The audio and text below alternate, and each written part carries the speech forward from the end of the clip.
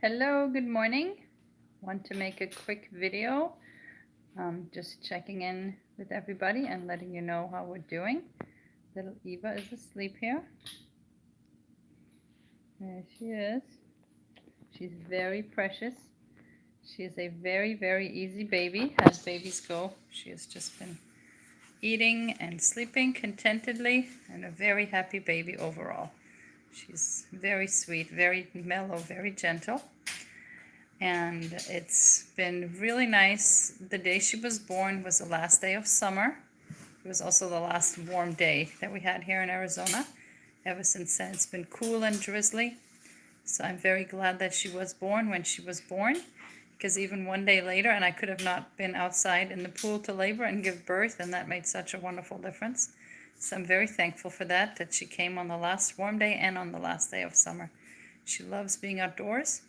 And she just loves being around our crazy loud family. I guess that's all she's ever known. So she's a very sweet baby. She's eating well. I'm always a little concerned about my milk supply because as I've had more kids, I don't know if it's just because I have more work, so there's more stress and less resting. I've struggled with my milk supply more and more, so I was really concerned and proactive this time around. I've just been doing everything possibly that I could do, resting and taking all my supplements. I lost a lot of blood, so I'm taking Floridex to help rebuild that because blood loss and low milk supply go hand in hand.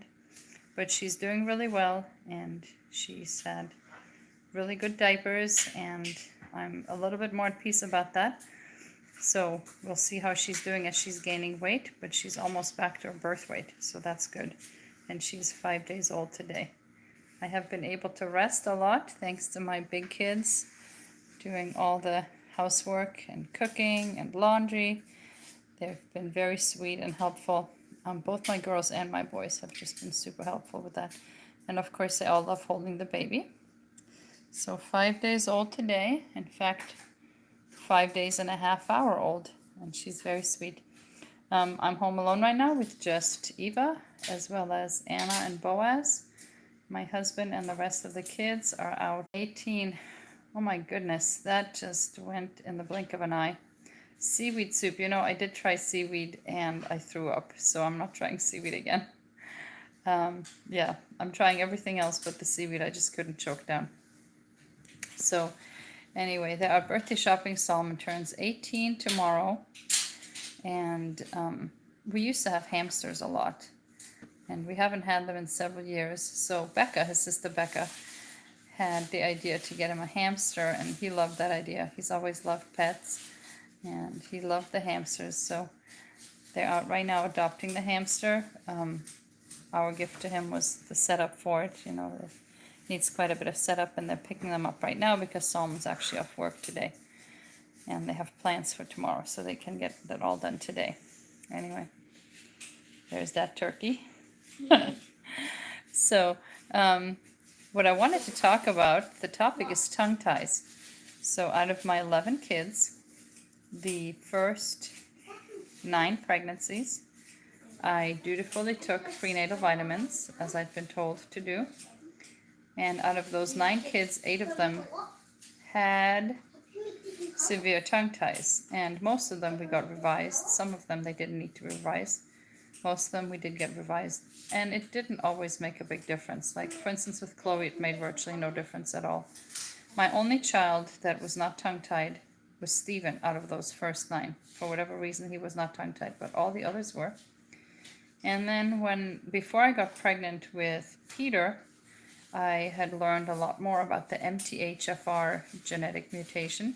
All right, Boaz, just get all the wiggles out and then disappear, okay? And for people with MTHFR, they have trouble absorbing synthetic B vitamins, folic acid, which folate is the natural version of that.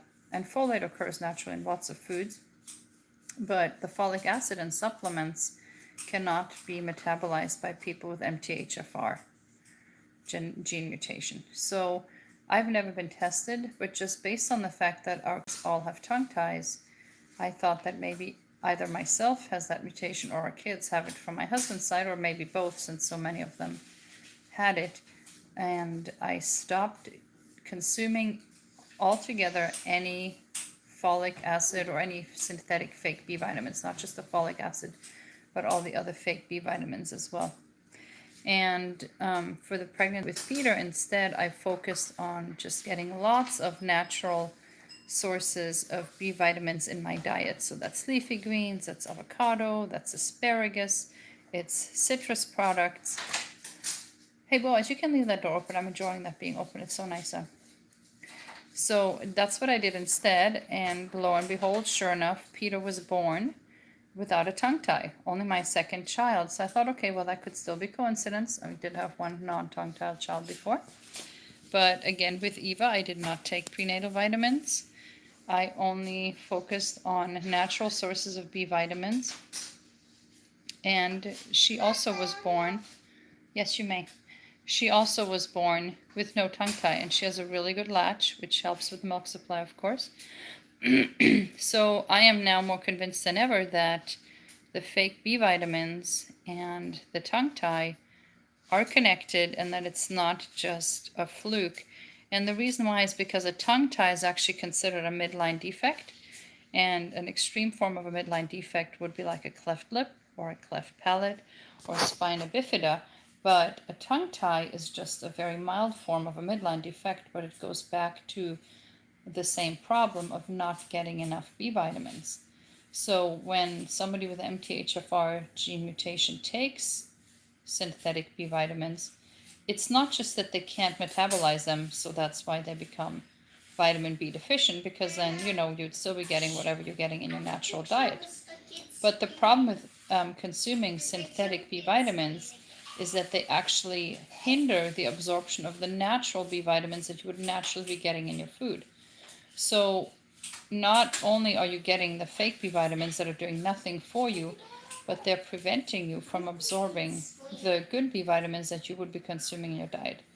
So that's why for me it was really important that I cut out all synthetic sources. So that's not just prenatal vitamins, it's also enriched bread products. Most flour in the United States is enriched with B vitamins.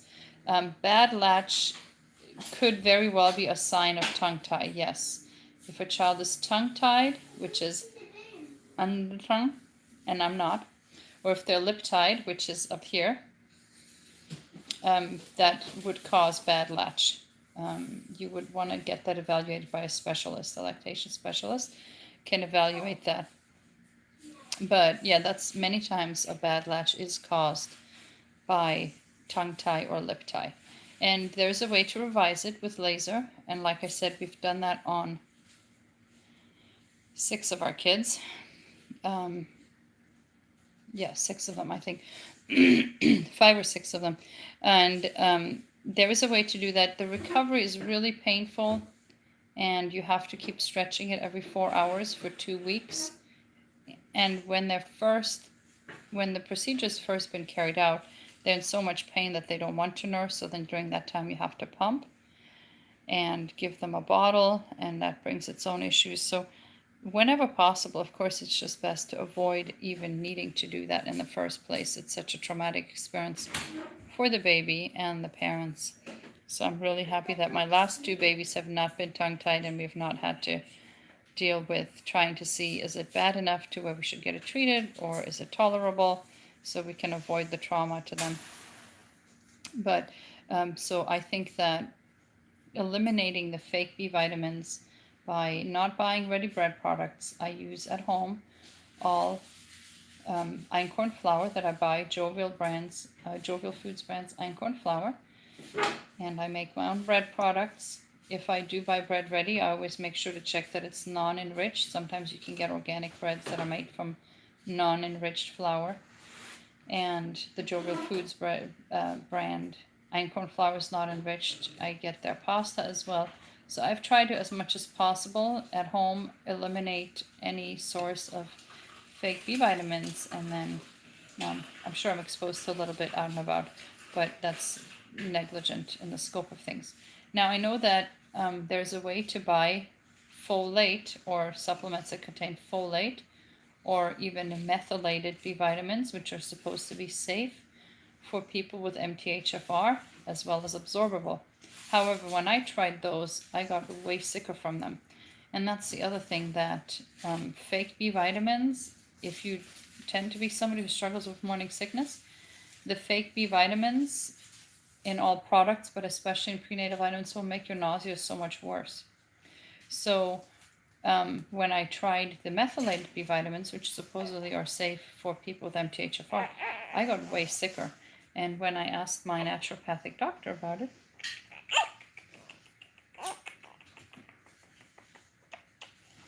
she said that it depends on which type of MTHFR mutation you have, that for some types the methylated is even worse than the straight up synthetic.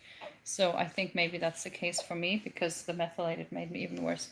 And that's when I decided to cut out all B vitamins altogether. I'm sorry about the shaky picture. I have to keep rocking little Eva. You got a bubble, huh? You got a little burpee, I can tell. There you go. There you go. There you go, little snuffles.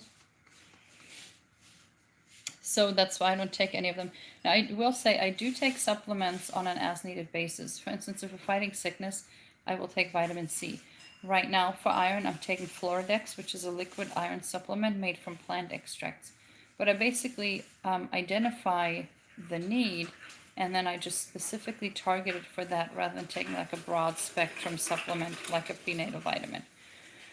So I just wanted to share that with everybody, because for us that's really made a big difference. It makes the recovery, of course, so much easier, and the breastfeeding journey so much easier. So anyway, I'll let you have a last glimpse at little Eva, and then we're gonna go check out and just rest up. There she is, the little sweetheart. Thank you all for the prayers. And the only specific prayer need I can think of, just please continue to pray that she adjusts well, and that I would have an abundant milk supply for the sweet little peanut, so that she can grow nice and big and strong. Anyway, thank you so much for joining, and have a wonderful weekend. God bless you.